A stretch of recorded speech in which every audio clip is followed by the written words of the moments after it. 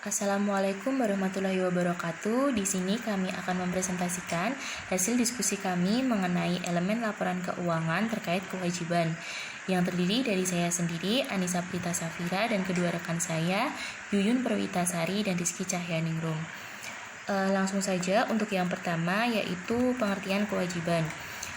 Kewajiban menunjukkan sebagian sumber dana dari aset badan usaha berupa potensi jasa atau manfaat fisik dan non-fisik yang memampukannya untuk menyediakan barang dan jasa.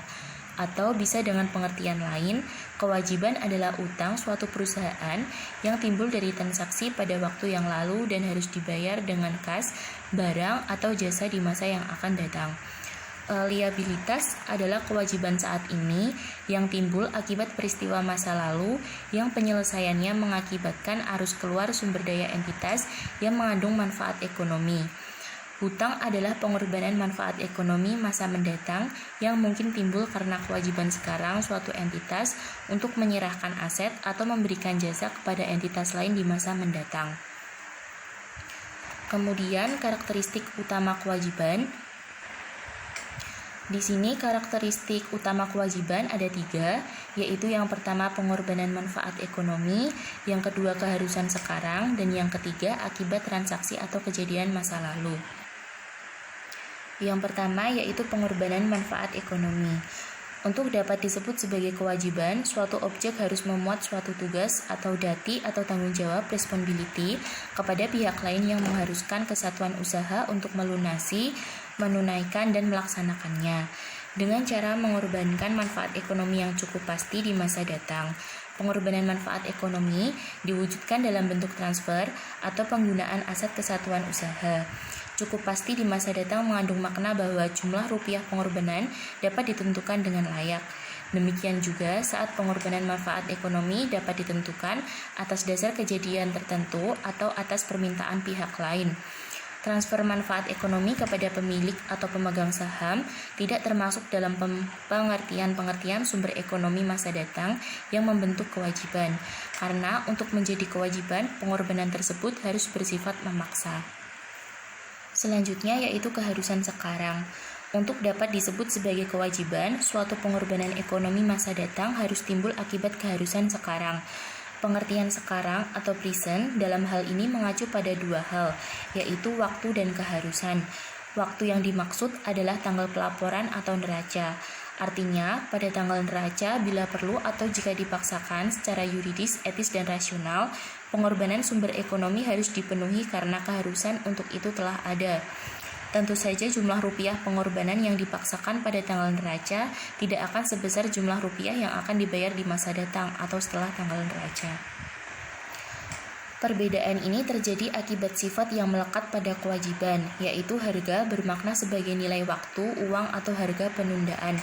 Menurut para ahli seperti Kam, menyatakan bahwa definisi kewajiban sebagai pengorbanan sumber ekonomi masa datang tidak menunjuk pada sesuatu yang sekarang ada dan nyata atau real, tapi menunjuk pada kejadian pada masa datang yang jelas belum terjadi.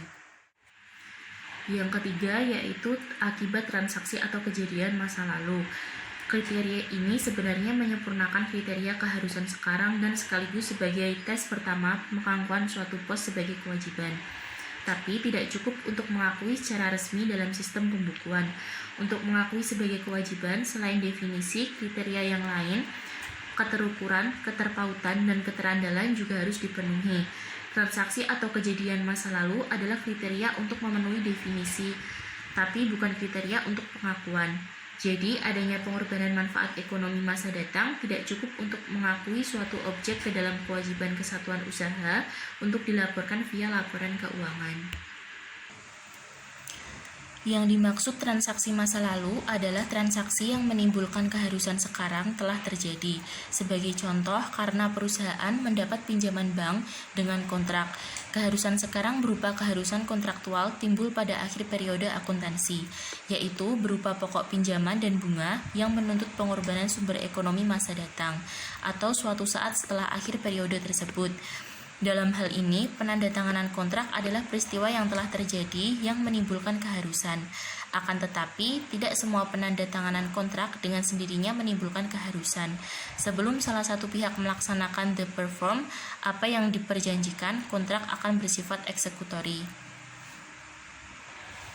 Kemudian selanjutnya yaitu pengorbanan manfaat ekonomi. Menurut FISB, liabilitas adalah pengorbanan manfaat ekonomi yang mungkin akan terjadi di masa mendatang yang berasal dari kewajiban saat ini suatu entitas untuk mentransfer suatu aktiva atau menyerahkan jasa pada entitas lain di masa yang akan datang sebagai akibat transaksi masa lalu. Jadi, dapat disimpulkan bahwa liabilitas itu adanya hutang yang harus dibayarkan atau dilunasi kepada pihak ketiga di masa depan. Liabilitas sama saja dengan hutang atau kewajiban. Assalamualaikum warahmatullahi wabarakatuh. Di sini saya Yumrita Sari akan mempresentasikan mengenai karakteristik pendukung. Karakteristik pendukung hanya menegaskan adanya kewajiban, tetapi tidak membatalkan suatu objek untuk disebut sebagai kewajiban. Karakteristik pendukung yang pertama yaitu keharusan membayar kas. Pelunasan kewajiban pada umumnya dilakukan dengan pembayaran kas. Keharusan pembayaran kas ini dibayar pada waktu dan jumlah rupiah tertentu di masa yang akan datang. Karakteristik yang kedua yaitu identitas terbayar jelas. Bila identitas terbayar sudah jelas, hal tersebut hanya menguatkan bahwa kewajiban memang ada. Tetapi untuk menjadi kewajiban, identitas terbayar tidak harus dapat ditentukan pada saat keharusan terjadi. Untuk karakteristik selanjutnya, berkekuatan hukum. Adanya daya paksa yuridis hanya menunjukkan bahwa kewajiban tersebut memang ada dan dapat dibuktikan secara yuridis material.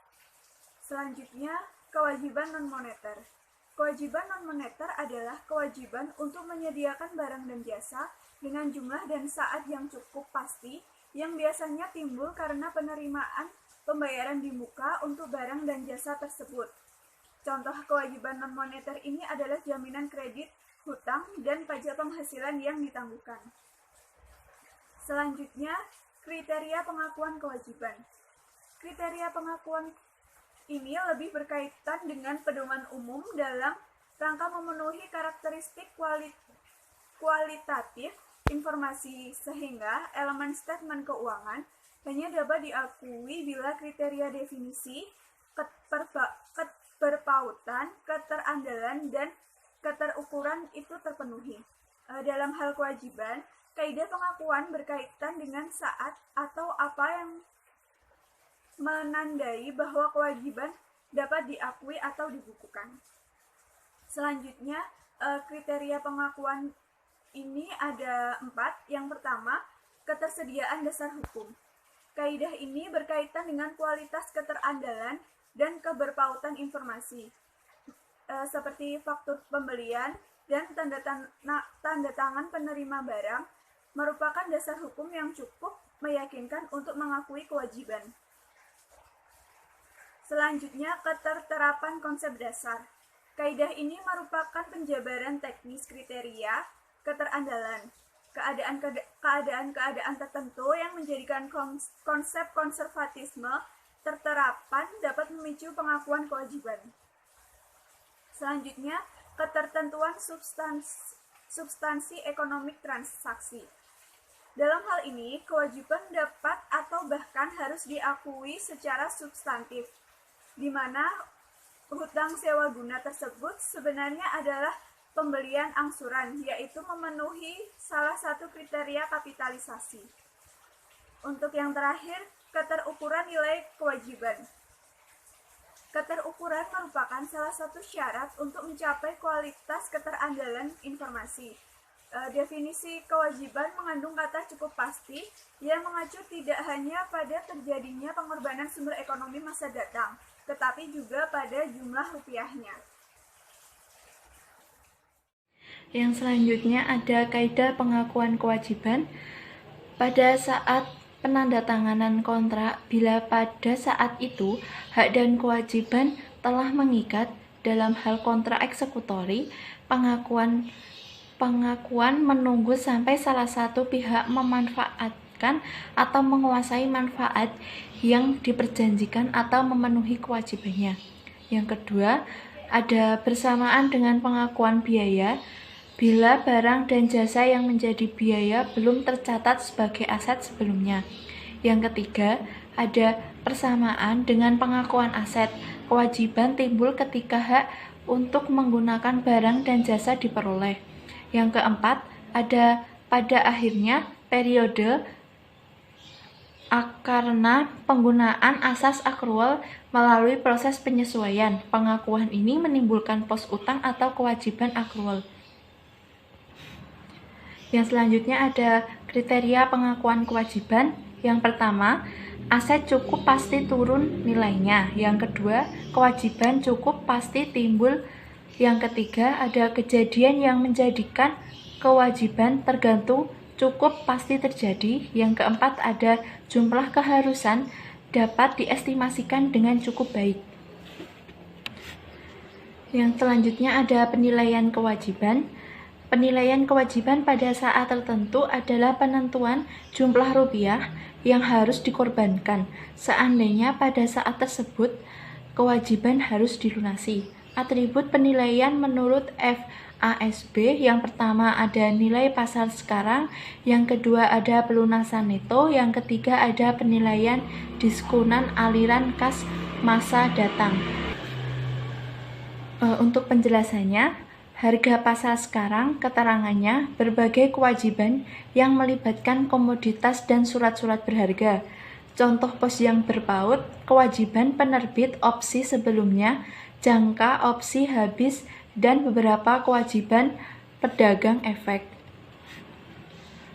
Untuk nilai pelunasan neto, berbagai kewajiban yang melibatkan jumlah rupiah yang cukup pasti tetap waktu pelunasannya tidak cukup pasti.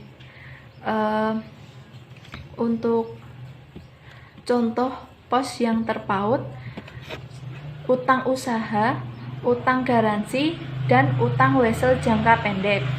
Untuk nilai diskonan aliran kas masa datang, keterangannya kewajiban moneter jangka panjang jumlah rupiah maupun saat pembayaran cukup pasti. Untuk contoh pos yang berpaut, yaitu utang obligasi, utang wesel jangka panjang. Yang selanjutnya ada penilaian dalam tahap penelusuran. Penilaian kewajiban setiap saat dalam periode dari saat pengakuan sampai pelunasan. Penentuan jumlah rupiah mengorbankan ekonomi, keharusan sekarang. Setiap saat seandainya pada saat tersebut kewajiban harus dilunasi. Penentuan nilai pelunasan sekarang atau NPS. Yang selanjutnya ada penyajian. Kewajiban disajikan dalam neraca berdasarkan urutan kelancaran sejalan dengan aset. PSAK nomor 1 menggariskan bahwa aset lancar disajikan menurut urutan likuiditas, sedangkan kewajiban disajikan menurut urutan jatuh tempo. Ini berarti kewajiban jangka pendek disajikan lebih dahulu daripada kewajiban jangka panjang. Yang pertama ada penyajian kewajiban lancar, dan yang kedua ada penyajian hutang jangka panjang. Sekian presentasi dari kelompok kami. Jika ada salah, mohon dimaafkan, dan saya akhiri. Wassalamualaikum warahmatullahi wabarakatuh.